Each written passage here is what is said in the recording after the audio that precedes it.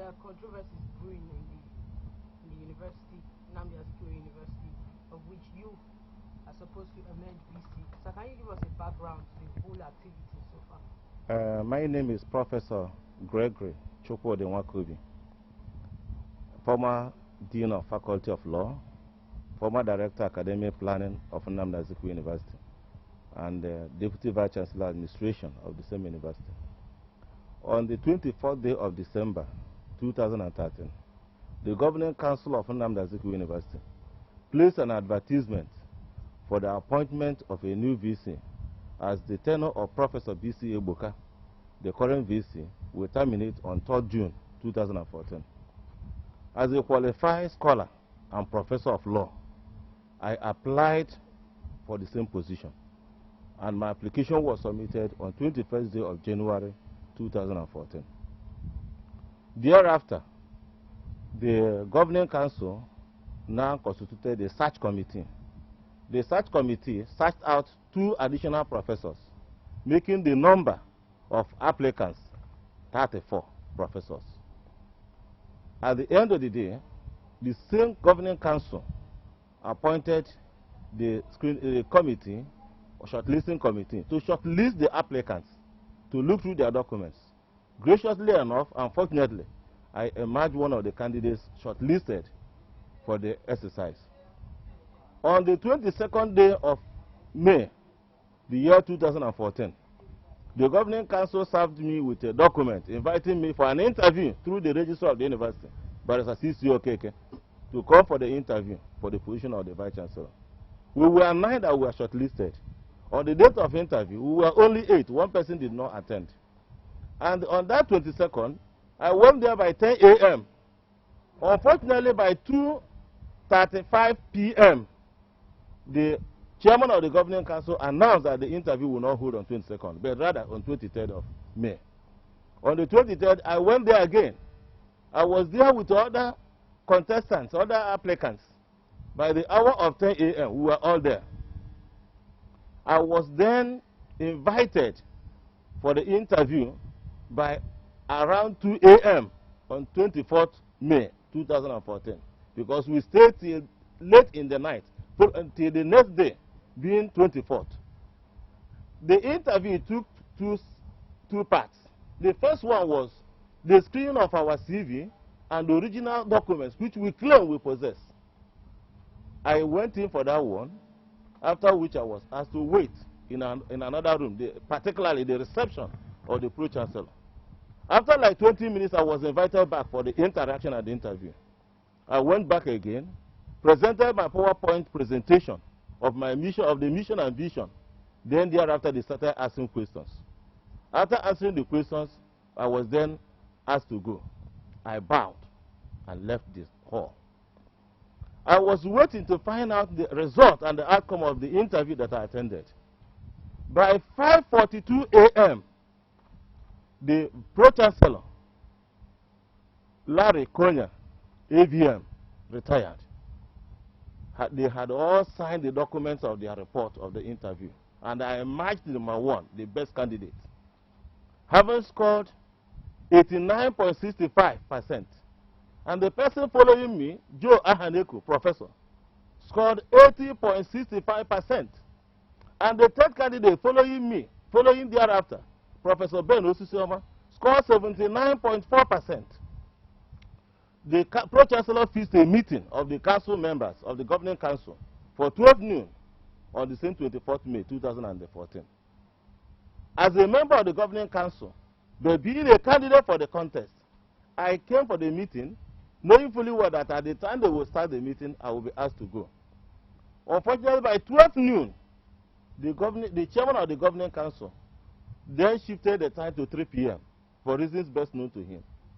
By 3 p.m., he now surfaced again in the council chambers to announce to the council that he has been summoned to Abuja.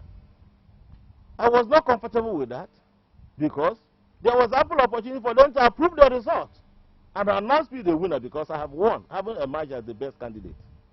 Rather, what he did was to go down, that he was going to Abuja. I moved and went to him at the ground floor of the administration block. I met him there and asked him to find out the purpose. He told me that he has been invited by no other person but distinguished Senator Pius Anyem, the Secretary to the Federal Government, SFG. Then I was insistent on knowing the mission for that invitation. He said I should not worry, that I have emerged as #1 and the best candidate, that I'm the Vice Chancellor. He showed me the report of and the outcome of the interview. Then I found out that he was holding the original and the photocopy. I pleaded with me to oblige me with the photocopy. He gave me the photocopy, which I have here. Then thereafter he left. And I retired to my hotel room because I am living at Enugu.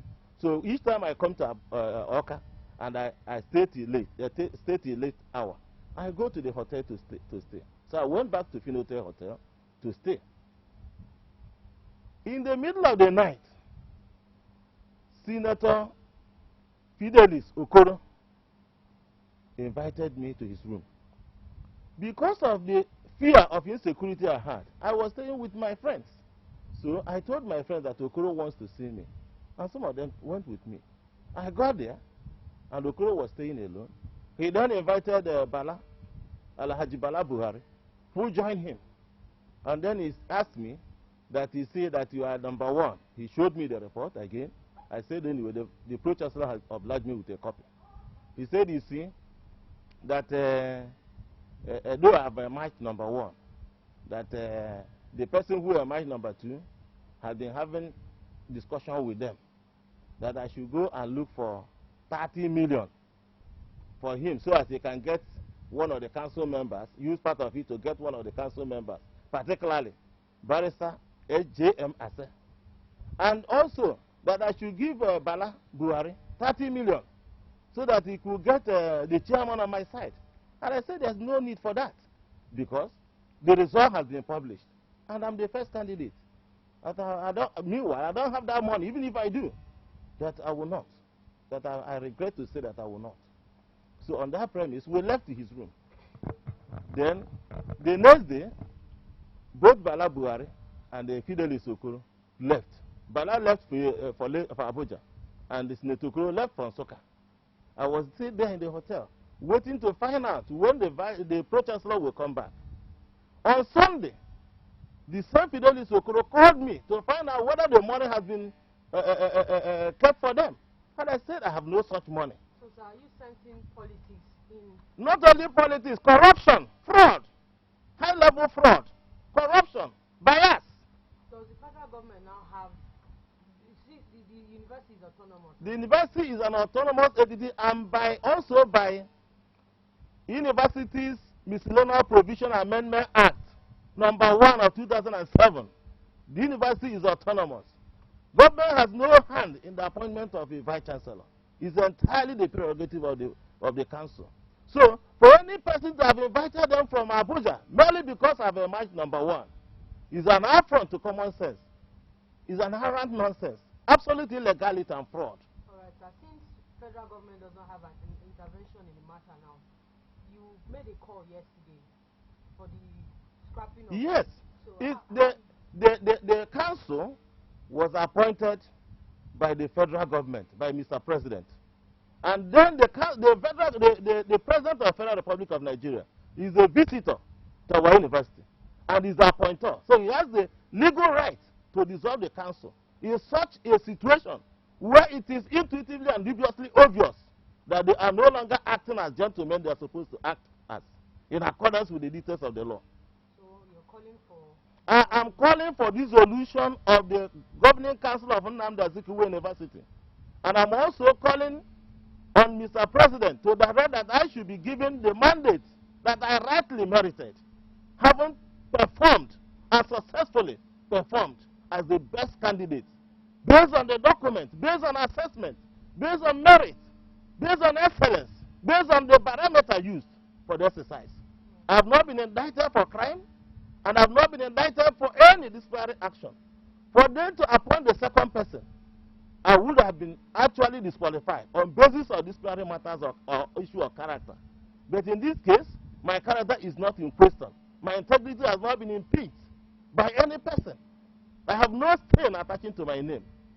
And I have served the university in so many capacities. both as sub-dean of Faculty of Law, dean of Faculty of Law for almost 7 years, director of academic planning for 3 years, and now the deputy vice chancellor. So why should I not be given the opportunity to now act as the vice chancellor, having merited it? I am only saying that the university, the motto of our university is discipline, excellence, and self-reliance. We stand for excellence. So if in every tower, these type of situations will be allowed to occur, then what are we teaching the undergraduate students under us? What are we telling to the whole world and Nigerian society in general? What then is the basis of what we are doing in the university? The university is known for excellence. Where lies the excellence? Where merit is non-compromised on basis of voting. If they had meant to vote, they ought to have called for voting from one set. Immediately after shortlisting, they should have called for voting. Rather than them subjecting me to the mental trauma of going through an examination, passing the same examination. And meanwhile, I've always been known to be above average, having had first class at the University of Nigeria in Soka, and having had second class upper at the Nigerian Law School, and having obtained my master's and PhD, even at clock times, without any question. So why should I now be disqualified? Is it that I'm not qualified? So I am saying, and that is still my position, that the federal government should go forth, dissolve the council, and then subject these characters to serious questioning. That's what I'm saying. The law must prevail. And I'm ready to actually prove my case. Anywhere they want it, I'm ready to prove it. So, so what is Professor Boniface now saying?